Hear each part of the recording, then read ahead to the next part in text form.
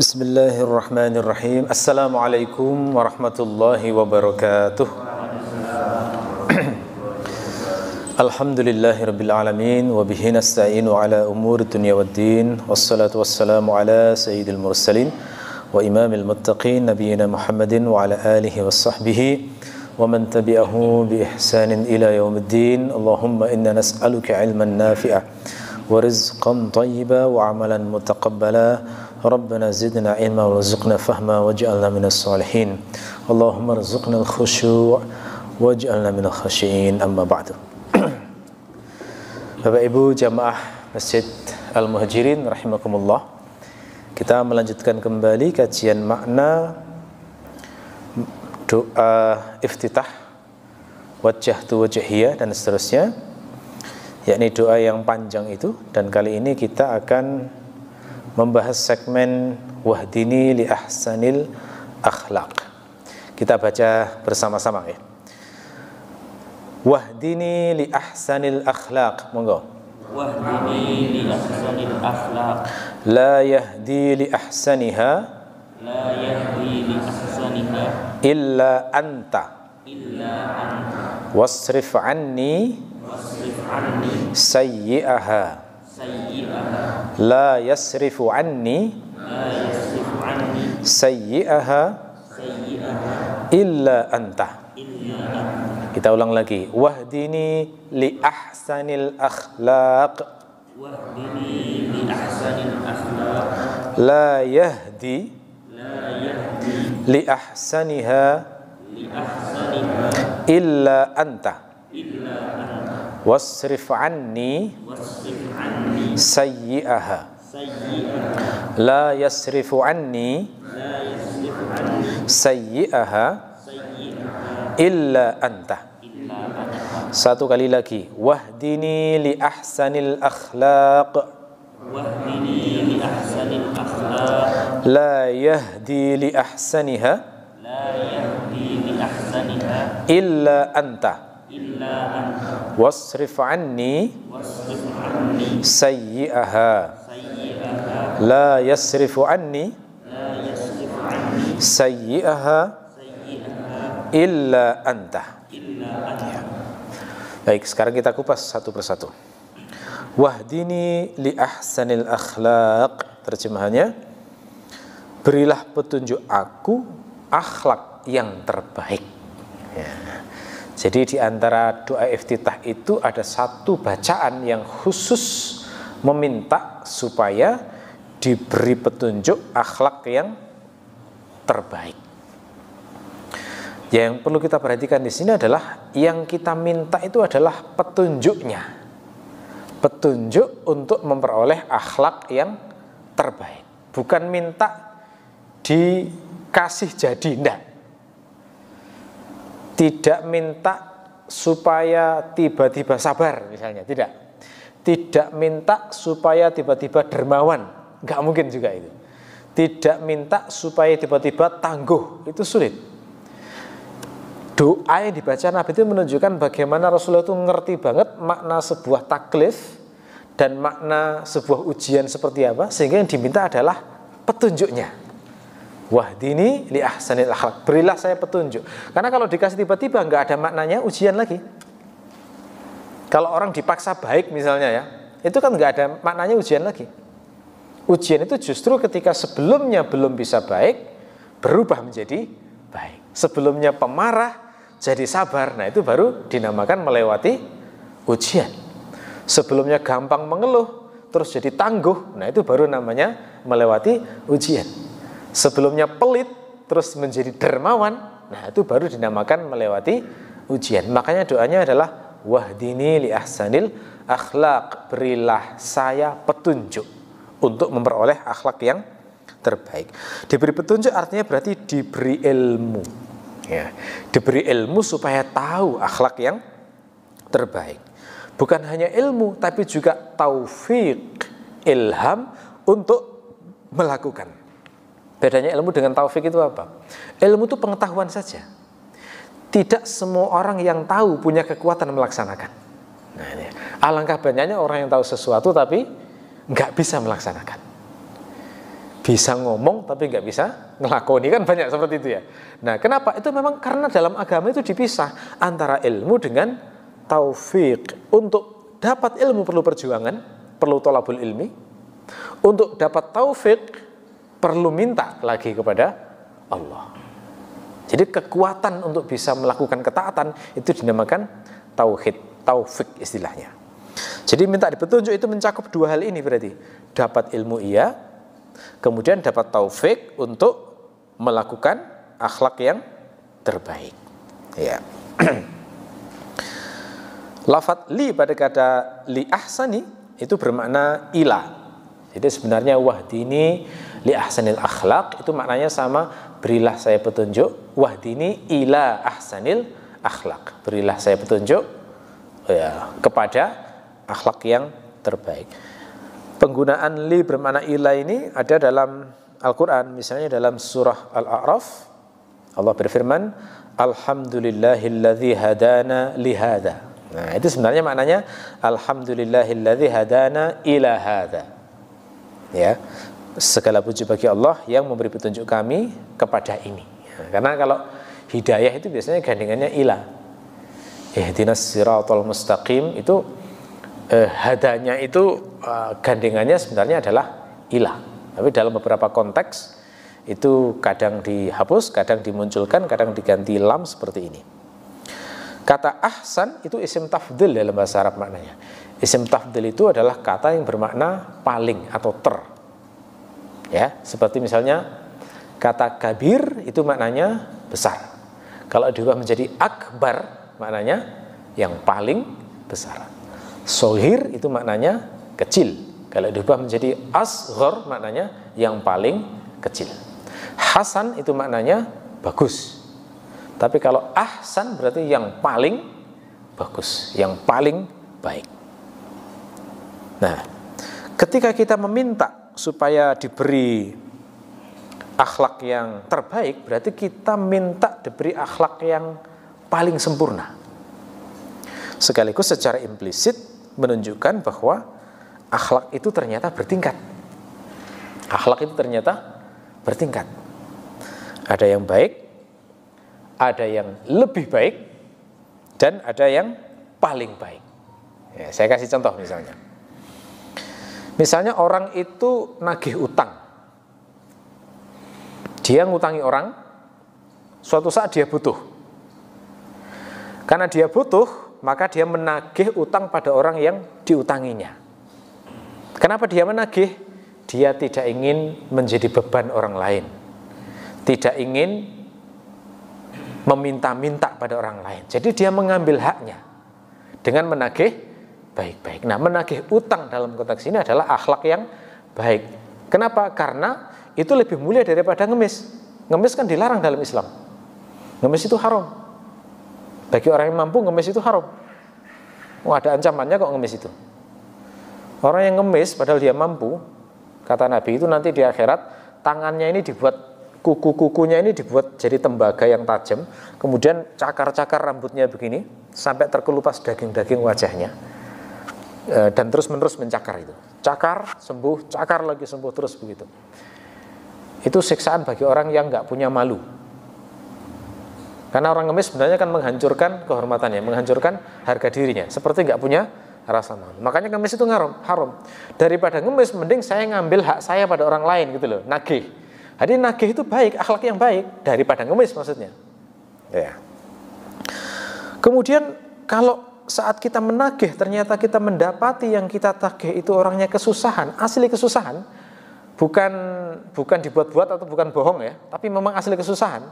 Lalu kemudian kita menjadwal ulang jatuh temponya. Oke, nggak sekarang, tapi saya tagih sebulan lagi misalnya. Maka akhlak ini lebih baik lagi, ya, lebih baik lagi. Karena orang susah, waktunya bayar kan sebenarnya ya bingung, ya malu, ya galau, ya kadang-kadang sampai harus berbohong kan gitu ya. Itu karena orang kalau punya utang biasanya begitu. Sering janji, sering ngingkari, sering ngomong yang nggak sesuai kenyataan itu ya. Makanya ujiannya orang berutang itu nggak enak. Lebih baik tidak utang kalau tidak sangat butuh misalnya. Lalu kemudian Jika ternyata setelah ditagih berkali-kali, lah kok ternyata nggak bisa bayar juga, lalu kemudian kita melihat kondisinya ya sudah memang orangnya miskin, orangnya kesusahan, jangankan bayar utang, mengurusi makannya setiap hari susah. Akhirnya kita putuskan, ya sudah, saya putihkan. Nah, akhlak ini yang terbaik, gitu ya. Jadi ada akhlak yang baik, ada yang lebih baik, dan ada yang terbaik. Kenapa dikatakan terbaik? Karena pujiannya luar biasa dalam dalil itu. Ada hadis yang mengatakan orang yang suka memutihkan hutang itu di akhirat nanti diputihkan dosa-dosanya. Itu kan luar biasa ya. Ada kisah dalam hadis Nabi, diceritakan nanti di akhirat itu ada seorang lelaki dihisap oleh Allah, ditampakkan semua catatan amalnya, dosa-dosanya ditunjukkan semuanya satu persatu. Ini kan dosamu dulu, ini. Kamu dulu berdosa di sini, kamu dulu bermaksiat di sini.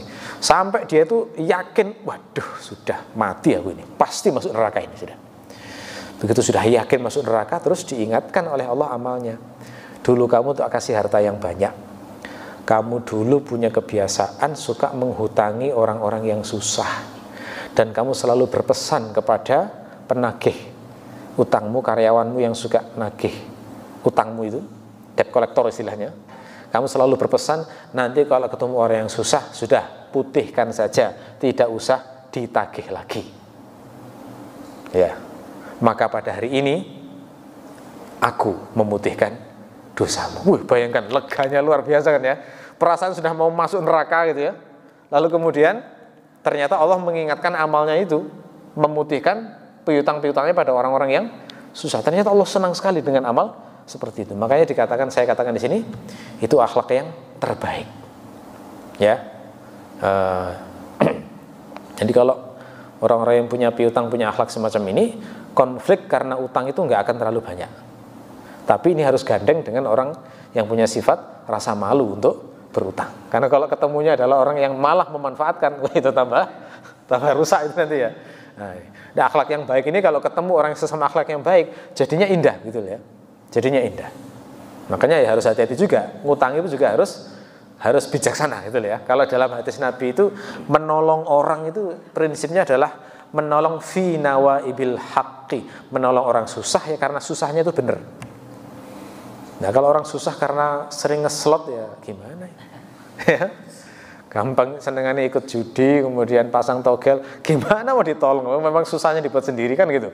Itu bukan nawaibul haq, itu nawaibul batil, susah yang karena maksiat yang ia lakukan. Yang ditolong itu kan orang-orang yang memang susah karena butuh makan, atau untuk kesehatan misalnya, atau untuk biaya pendidikan, atau dia nggak punya rumah, waktunya nyewa, kemudian nggak punya uang, terpaksa utang. Itu kan kebutuhan-kebutuhan yang pokok, yang memang orang susah itu layak untuk dibantu. Ya. Nah, jadi ada akhlak yang baik, ada yang lebih baik, ada yang paling baik. Nah, yang kita minta di sini itu adalah petunjuk hidayah supaya memiliki akhlak yang sampai level terbaik. Gitu ya. Seorang wanita memiliki seorang suami yang selama ini baik misalnya. Lalu suatu hari sang suami ini lalai memberi nafkah misalnya. Bukan lupa, tapi lalai misalnya. Lalu kemudian sang istri menuntut nafkahnya.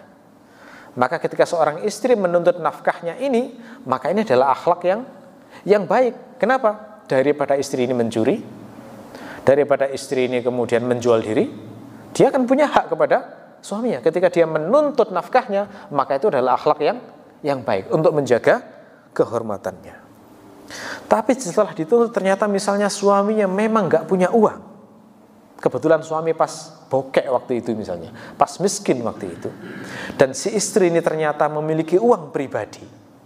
Lalu kemudian dia menggunakan uang pribadinya untuk memenuhi kebutuhan dirinya.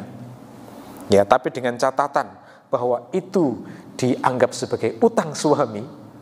Nanti kalau suaminya sudah punya uang, nanti suaminya harus bayar kepada istrinya. Maka akhlak ini lebih baik. Lebih baik dari sekedar nuntut saja. Kenapa? Karena dia sudah rela berkorban dengan hartanya sendiri untuk memenuhi kebutuhannya yang mestinya menjadi kewajiban suami. Harusnya kan suami yang utang itu.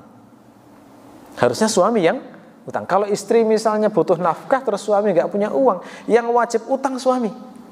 Tapi kalau ada istri yang mau pakai uang pribadinya dicatat sebagai utang suami, itu boleh, dan itu akhlak yang lebih baik dari tadi, gitu ya.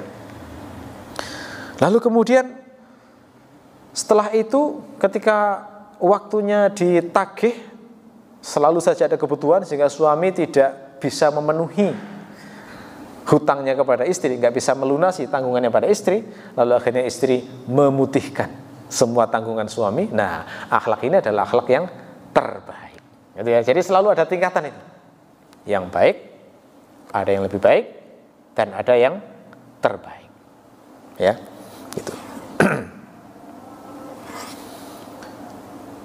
Mengutamakan makan anak istri itu akhlak yang baik. Tapi dalam kondisi ada pengemis yang misalnya nggak makan sampai 3 hari, sementara anak istrinya belum makan sehari semalam, lalu kemudian makanannya dikasihkan pengemis, akhlak ini lebih baik daripada diberikan kepada anak istri. Itu ada itu. Tapi kalau misalnya ngasih anak istri, tetap benar itu, tidak disalahkan. Tapi seandainya mau milih mengutamakan yang lebih menderita, sementara kita yakin bahwa anak istri itu misalnya nggak makan sehari itu masih bisa selamat misalnya, ya, maka itu akhlak yang lebih baik. Itu ada di Al-Quran itu kisahnya. Ada seorang pengemis yang lapar luar biasa, minta kepada Rasulullah. Lalu Rasulullah tanya kepada istri-istrinya, ternyata nggak ada yang punya makanan. Kemudian Rasulullah minta kepada para sahabat, siapa yang mau menjamu? Satu orang ngacung, jamu. Begitu sampai rumah, tanya kepada istrinya, ada makanan enggak? Kata istrinya, ada, tapi hanya cukup untuk makanan anak-anak kita. Akhirnya bunda bilang, ya sudahlah, gini saja, itu hidangkan tamu kita, karena dia sudah lapar, nggak makan 3 hari begitu. Berikan untuk tamu kita, anak-anak itu tidurkan saja, hiburlah sampai tertidur, biar nggak makan malam ini nggak apa-apa. Tamu kita lebih butuh daripada kita. Nanti saat menghidangkan, matikan lampunya. Nah, setelah dihidangkan, lampunya dimatikan, kemudian dipersilahkan makan. Lalu tamunya makan dengan lahap, tuan rumahnya pura-pura ikut kecapan, pura-pura ikut, ya, padahal nggak makan apa-apa. Kenapa? Karena makanannya hanya cukup untuk sang tamu itu. Begitu selesai turun ayat itu yang memuji perbuatan ini, kata Rasulullah, Allah kagum dengan perbuatan kalian tadi malam. Betul ya? Jadi mengutamakan orang yang lebih menderita daripada dirinya, itu akhlak yang terbaik. Ya, nah itu. Ya, jadi sekali lagi, yang diminta ini adalah level tinggi. Ya. Memang cita-cita kita harusnya begitu. Saat minta kepada Allah diajari akhlak yang terbaik, itu yang paling tinggi. Dan orang tidak akan tahu mana akhlak yang baik, mana yang lebih baik, mana yang paling baik kalau enggak diajari ilmunya oleh Allah. Gitu ya. Makanya selalu minta supaya bertambah pengetahuan sehingga tahu akhlak ini adalah akhlak yang terbaik. Ya. Adapun kata akhlak itu dalam bahasa Arab jamak dari khuluq atau khulqun. Makna akhlak adalah karakter bawaan manusia. Bisa baik, bisa buruk. Yakni karakter yang dipakai untuk mempergalui manusia. Nah, itu dinamakan akhlak. Nah, para ulama itu mengajarkan akhlak baik itu, walaupun kita nggak tahu rinciannya, intinya itu begini.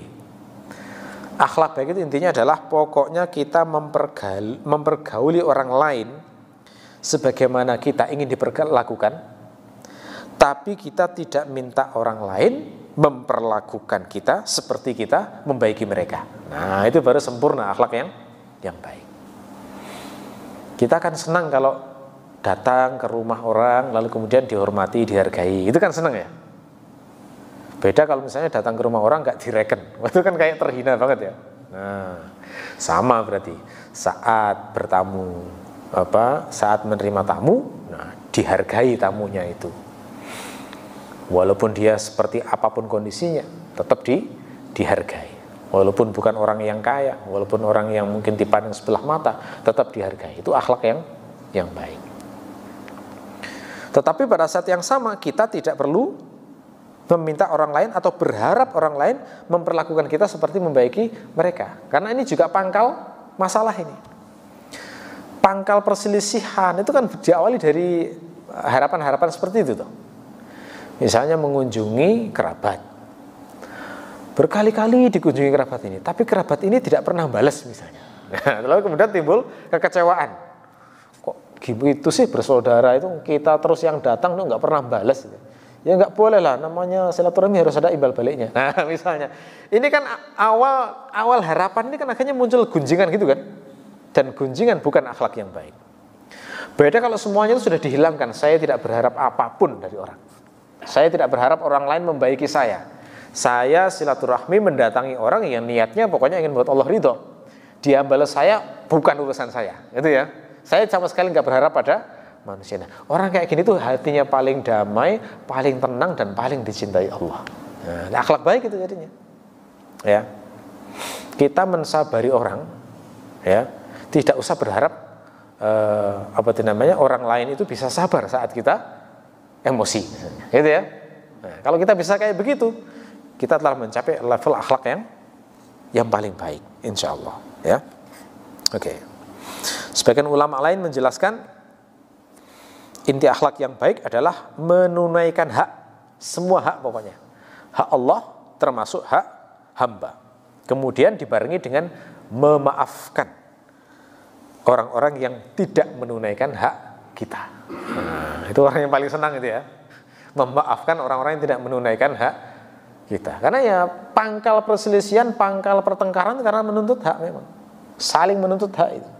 Tapi orang yang memaafkan hak, wah itu orang yang pasti itu akan menjadi tercitra sebagai orang yang paling baik akhlaknya. Ya. Seperti yang diajarkan Nabi dalam hadis riwayat Ahmad, ya Uqbah sil man qata'aka. Wahai Uqbah, sambunglah silaturahmi orang yang memutus tali silaturahmi kepadamu. Nah, ini kan luar biasa. Berarti artinya memperlakukan orang lain seperti kita ingin diperlakukan, tapi tidak mengharap orang lain memperlakukan kepada kita sebagaimana kita membaiki dia, kan gitu. Lah orang memutus malah disuruh sambung, kan begitu tuh maknanya berarti. Ini ringkasan akhlak mulia itu kayak begini diajarkan Nabi. Justru yang mutus itu sambunglah, nah, begitu. Wa a'ti man haramaka, dan berilah orang yang tidak memberi padamu. Jadi kalau ketemu orang yang pelit-pelit, yang medit-medit itu ya, justru malah kita punya kesempatan kasih. Ini tidak usah balas dendam. Dulu kamu gak ngasih saya, sekarang butuh, enak banget misalnya ya.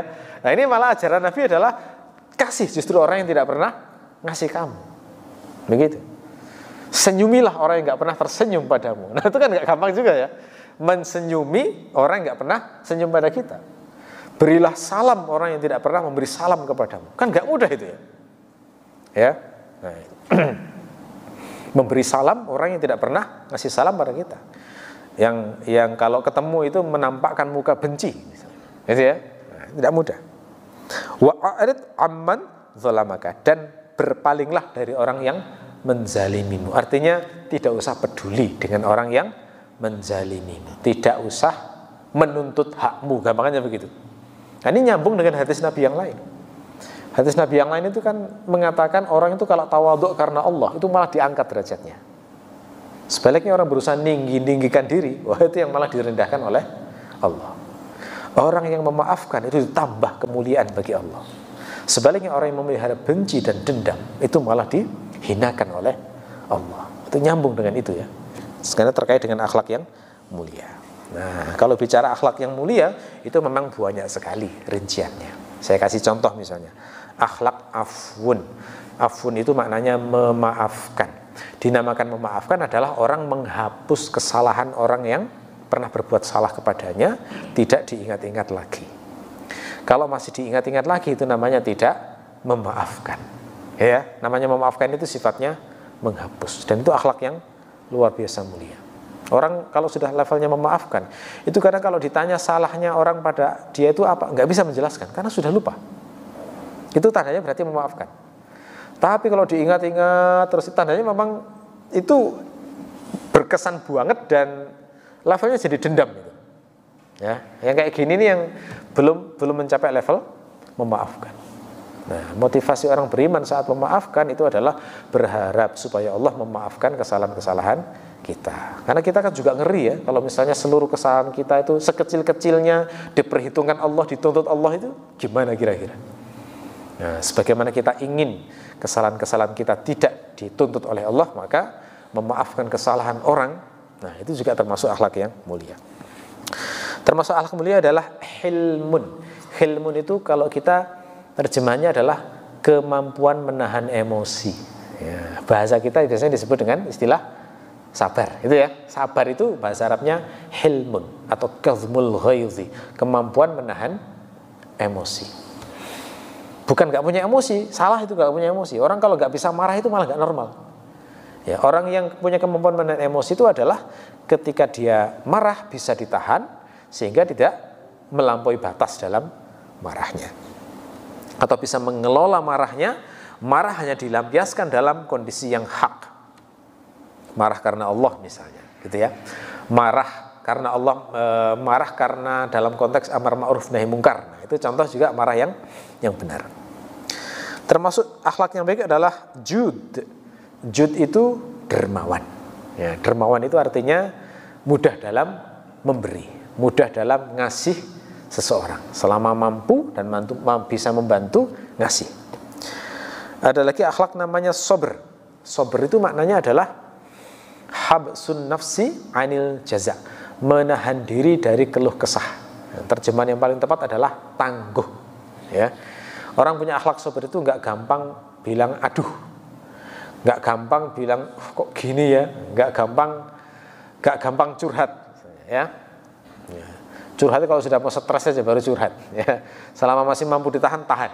Nah, itu sabr. Ya. Nah, kalau akhlak buruk berarti kebalikannya semua itu. Memiliki sifat dendam, gampang marah, pelit, ya, kemudian gampang mengeluh. Nah, itu contoh-contoh akhlak yang buruk, ya. Oke. Nah, ketika kita meminta kepada Allah supaya dikasih petunjuk akhlak yang terbaik, maka kalau Allah mengabulkan doa ini, mestinya kita akan ditunjukkan guru yang benar, ditunjukkan referensi yang benar, ditunjukkan teladan yang benar. Nah, gitu ya. Karena belajar akhlak pun orang sekarang juga macam-macam loh ya. Ada orang belajar akhlak kepada motivator, itu ada. Ya. Ada yang belajar akhlak kepada motivator. Loh, ini motivator kan rujukannya orang-orang yang nggak jelas itu, bukan wahyu dasarnya. Sehingga seringkali mengajarkan sesuatu yang ya dicampur aduk menurut versinya sang motivator. Ada yang belajar akhlak kepada di real TikTok gitu ya, dari tokoh-tokoh dari luar itu misalnya ya. Yang semacam ini kan bisa keliru itu. Kenapa? Ya kadang-kadang mereka itu membuat quote-quote yang kelihatan seperti indah tapi menyesatkan. Misalnya yang pernah saya baca itu, ada orang yang buat quote, percuma menjadi pelangi untuk suami yang buta warna. Itu kan sepertinya indah, tapi itu kan menyesatkan, ya kan? Itu kan berarti mau jadi istri yang baik kalau suaminya itu menghargai, kan gitu toh? Kelihatannya seperti baik, tapi itu kan menyesatkan. Menyesatkan di mana? Berarti amalmu karena manusia, kan begitu. Butuh apresiasi suami, kan begitu. Kalau dia nggak diapresiasi suami, berarti tidak mau beramal soleh, kan begitu. Padahal muslim itu ajarannya kalau beramal baik harusnya karena Allah, kan begitu. Nah, kalau semacam itu diikuti, rusak rumah tangga, betul itu, rusak itu. Ini contoh yang belum mendapatkan petunjuk akhlak yang baik. Kadang ikuti yang kayak begitu itu. Nulislah, karena nulis itu healing. Makanya nulis urusan rumah tangga dicurhatkan di medsos kemana-mana. Itu gimana mau dikatakan benar? Itu kan ngerusak itu. Suaminya dicurhatkan, dijelek-jelekan di rumah tangga. Kan begitu tuh. Dengan alasan healing. Ya, dengan alasan biar jiwanya sehat. Sampai gak ngerti batas, kapan menutupi aib, kapan tidak. Kan begitu. Ini belum mendapatkan petunjuk akhlak yang baik, karena tidak ditemukan dengan guru yang tepat. Gurunya TikTok, ya, gurunya Instagram. Bukan ulama. Kalau gurunya ulama tahu batasan akhlak yang baik dan tidak. Makanya pengabulan doa ini diantaranya adalah ditemukan guru yang tepat. Kalau membaca referensi, ditemukan referensi yang tepat. Ditemukan dengan orang-orang berakhlak baik sehingga kemudian bisa meneladaninya. Nah, itu contoh tanda bahwa Allah telah mengabulkan doa wahdini li ahsanil akhlaq. Jadi sungguh bahagia orang yang saat pingin punya akhlak mulia kok ditemukan dengan kajian-kajian tentang akhlak Nabi Muhammad. Wah, luar biasa itu. Langsung contoh terbaik dari umat itu. Ketemu tentang biografi Rasulullah, ketemu tentang kitab Syama'il Muhammadiyah, ya, tentang Rasulullah, ketemu tentang adab-adab Rasulullah, ketemu tentang hadis-hadis itu, ketemu penjelasan ulama yang menguraikan adab-adab Rasulullah itu, ketemu kitab-kitab bagus semacam Ihya Ulumuddin karya Imam Al-Ghazali. Itu kan bagus banget untuk ngajari akhlak, bagaimana menghilangkan kesombongan, menghilangkan dengki, menghilangkan benci, menghilangkan cinta dunia, bagaimana supaya orang itu zuhud. Itu indah sekali uraian Al-Ghazali, sangat detail. Kalau ditemukan teman kayak gitu itu sangat bagus, tandanya berarti dikabulkan doanya meminta akhlak yang baik, ya. Orang itu kalau tidak mendapatkan petunjuk akhlak yang baik, kadang itu tidak merasa punya akhlak yang buruk karena sudah kadung bawaan gitu loh ya. Karena sudah jadi kebiasaan, dia merasa baik-baik saja padahal itu akhlak yang buruk. Ya, ini tandanya belum mendapatkan petunjuk akhlak yang baik. Jadi nggak tahu mana yang salah, mana yang benar, sehingga dia juga nggak ada usaha untuk menghilangkannya. Contoh misalnya, ada orang yang memang bawaannya itu gampang marah, kan ada itu. Saking seringnya marahnya sampai merasa marahnya itu biasa saja. Gitu ya. Padahal itu akhlak yang baik dan gak nyaman itu orang dengan orang yang gampang marah, dikit-dikit marah. Di jalan ada sedikit masalah, woi, gitu ya. Marah-marah gitu ya. Padahal di woi pun ya gak menyelesaikan masalah ya. Kan bisa diselesaikan dengan senyum sebenarnya. Begitu. Ya. Kadang ada orang yang punya karakter irian. Ada itu, sangat gampang iri itu. Lihat ada orang beli ini, paling-paling itu kredit, gitu ya. Omongannya sudah nggak enak itu ya. Jadi ada omongan-omongan yang nyelekit yang sebenarnya nggak ada gunanya, dan dia merasa itu biasa saja, karena sudah jadi kebiasaan, gitu ya. Ada yang dendaman, disakiti itu kayak nggak bisa melupakan, seumur hidup pokoknya kamu akan kuingat-ingat terus. Jadi kayak merasa bangga dengan akhlak buruknya itu. Itu kan salah itu. Itu belum mendapatkan wahdini li ahsanil akhlaq tadi, ya. Ada yang senang menggunjing. Wah, ini terutama ibu-ibu ya. Itu ahli dalam menggunjing. Umumnya ya, kecuali ibu-ibu yang dirahmati oleh Allah. Kebanyakan wanita-wanita kalau kumpul itu, wah, pembicaraannya itu bukan membicarakan fikih wudu, fikih sholat, fikih makna khusyuk dalam sholat, enggak. Dibicarakan itu temannya. Lalu temannya kalau satu pamit, sebentar kemudian digunjing juga temannya yang pamit itu. Itu kebanyakan begitu ya. Aneh itu ya memang ya. Itu kan akhlak sudah ya, kebiasaan itu. Tapi beberapa wanita yang dirahmati oleh Allah nggak suka kayak gitu, langsung pergi biasanya. Begitu ada pembicaraan tentang orang lain, sudah saya nggak ikut, pergi. Nah, ini sudah mendapatkan ahsanil akhlak, ya. Ada yang gampang suudzon, dikit-dikit suudzon, ya. Dugaannya itu semua macam-macam gitu loh. Padahal nggak ada bukti yang jelas. Ya. Suudzon ini kan yang membuat banyak rusak ya dalam masyarakat. Oke. Cemburu berlebihan. Kalau cemburu itu normal, bahkan baik kalau cemburu karena Allah. Tapi yang berlebihan, ada seorang wanita saking cemburunya pada suami, kelamin suaminya dipotong. Wah, itu kan berlebihan ya sudah ya. Itu ada ya Allah di apa sih namanya? Di berita saya pernah baca itu. Ya Allah, kok ada ya orang kayak begini ya? Ada, itu berlebihan sudah. Ini cemburu yang melampaui batas, ya. Allah nggak suka yang semacam ini. Termasuk akhlak yang buruk adalah suka membombastiskan masalah. Jadi masalah itu ketika menimpa dirinya itu dipikir terus itu sampai jiwanya sendiri yang menjadi sakit, gitu ya. Itu juga tidak baik itu, akhlak semacam itu. Karena semua masalah itu seharusnya disikapi dengan petunjuk Allah dan Rasulnya, bukan dipikir, karena dipikir saja kan nggak selesai itu. Masalah itu kalau ada masalah kan diselesaikan, bukan hanya dipikir, dirasakan, tapi kemudian tidak dicarikan pemecahannya. Nah, jadi jelas berdasarkan fakta-fakta ini kita butuh petunjuk dan bimbingan dari Allah. Karena kadang-kadang orang nggak sadar kalau punya akhlak yang tidak baik. Sangat butuh kita doa wahdini li ahsanil akhlaq. Alasan yang lain adalah kadang-kadang kita tuh bingung. Ada momen-momen tertentu di mana kita itu nggak tahu ini akhlak terbaik bagaimana yang harus kita lakukan. Kadang-kadang begitu ya. Contoh misalnya ngutangi misalnya.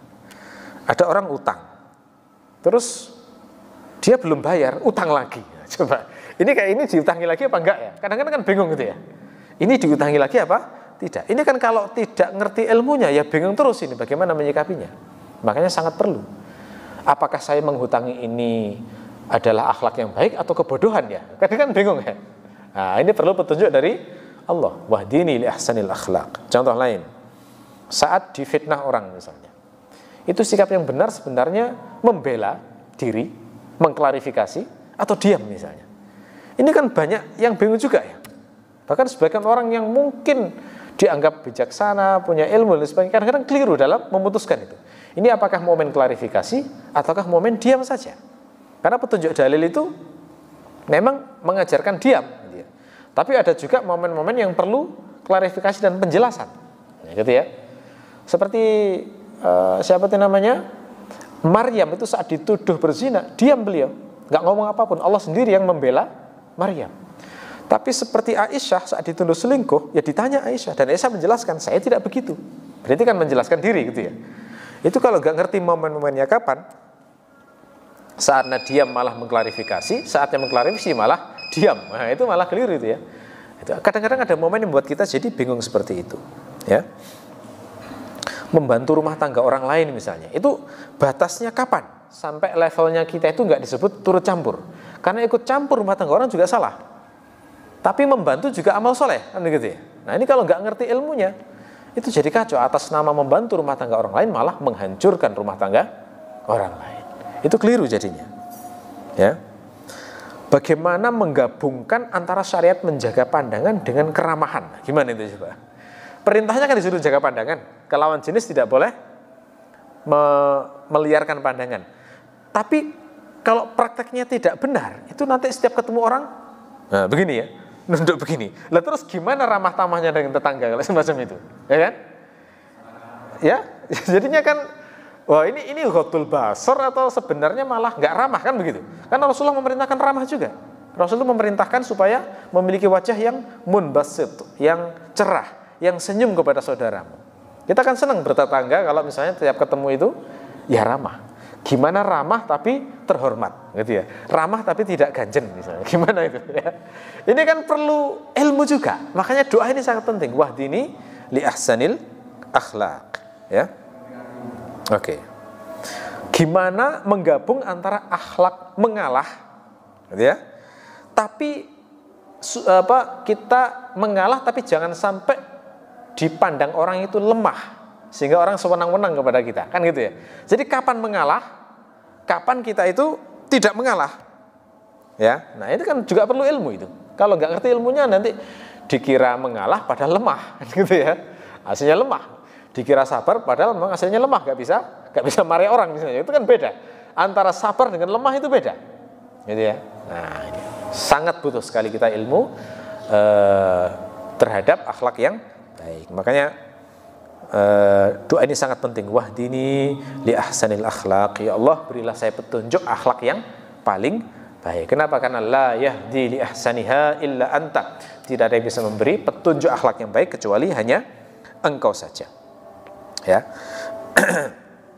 Apapun sistem ini tidak akan pernah bisa ngajari kita ilmu akhlak yang terbaik. Sehebat apapun parenting tidak akan bisa mengubah watak orang kalau Allah tidak berkehendak.